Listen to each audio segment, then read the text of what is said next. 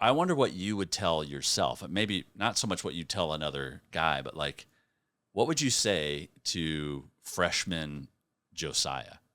Like, what would you want to share with him, and in essence, share with other young guys who are trying to figure out who they are, who God is, what they're here to do? You know, these big questions that we all have. Yeah. Like, what kind of advice would you give yourself, even? Mm-hmm.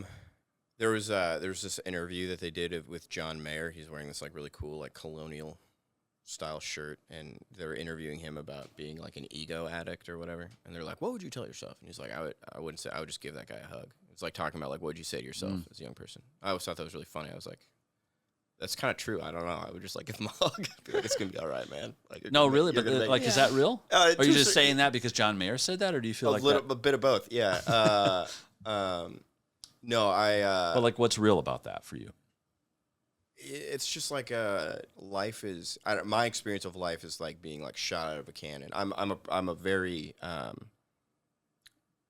pretty like I feel things pretty like strongly, and so the whole it's like I'm doing really good or I'm doing really bad. Like, and I'm just kind of all over the place. My personality test said that I am.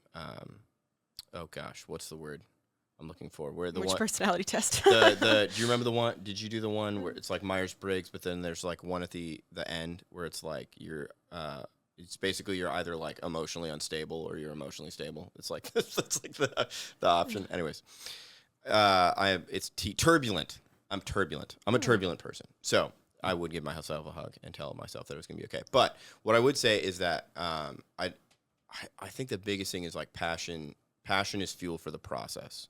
I didn't steal it. I think that's from Morgan Schneider, who's a protege of, or I did steal that. I didn't make that up. That Morgan Schneider, who's a protege of John Eldridge, I think says that. But this idea that it's so easy, like in like really early on, just as a person, but especially around conversion, just be like so passionate about things, and then when passion like leaves, to just get like so freaking confused on, am I doing the right thing? Am I going the right direction? I was so passionate about this thing.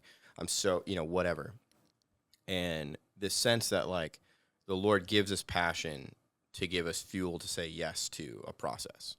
Yes to this process of being transformed, and that you're not always going to be like crazy passionate about what's happening in that process or whatever, but that doesn't mean that like the process isn't happening. And so I'd say that. The other thing I would say is like,